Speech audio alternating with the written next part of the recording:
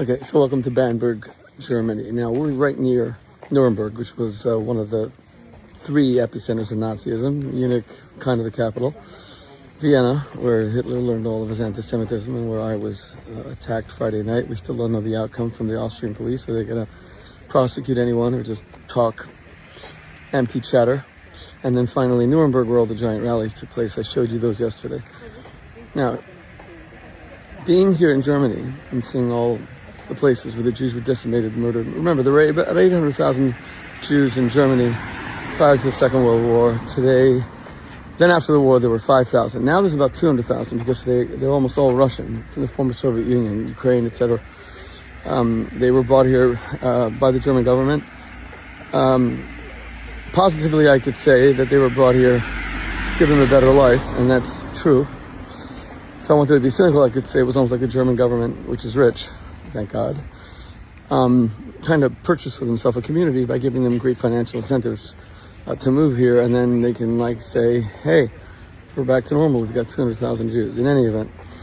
So it's become one of the largest Jewish communities in Europe. But as Israel battles with all of this blood libels about starvation in Gaza, what becomes particularly interesting is to see what the Allies did to these cities. Now, this city in Bamberg, which is a UNESCO World Heritage Site, suffered only 5% damage to the city. Civilian housing, etc., being bombed by the British and by us Americans. But Nuremberg, which is half hour away, was leveled at 95%, and that was true of Hamburg, that was true of Dresden, that was true of Cologne, that was true, of course, of Berlin. Indiscriminate bombing. So you're talking a level of destruction which we Americans and the British perpetrated on British civilians that has no parallel with Israel even contemplated. And millions of civilians dying, with approximately a 1-to-4 combatant to civilian death ratio, about 3 million German civilians. That means that for every